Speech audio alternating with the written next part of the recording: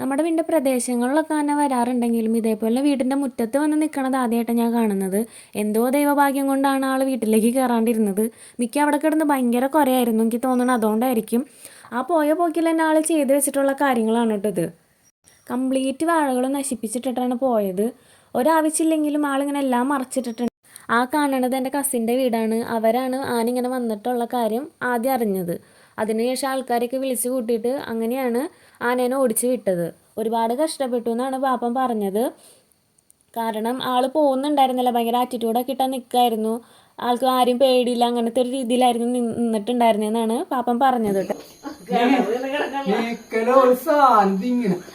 അതാണ് എൻ്റെ പാപ്പൻ ആദ്യമായിട്ട് ആനേനെ കണ്ടത് ആളാണ്. ഇപ്പം ചിരിക്കുന്നുണ്ടെങ്കിലും നല്ലോണം പേടിച്ചിട്ടുണ്ടായിരുന്നു. ആ ഒരു സമയത്ത് നമ്മളൊട്ടും പ്രതീക്ഷിക്കുന്നില്ലല്ലോ നമ്മുടെ വീടിൻ്റെ അവിടെ ഇങ്ങനെ വന്ന് നിൽക്കുന്നത്.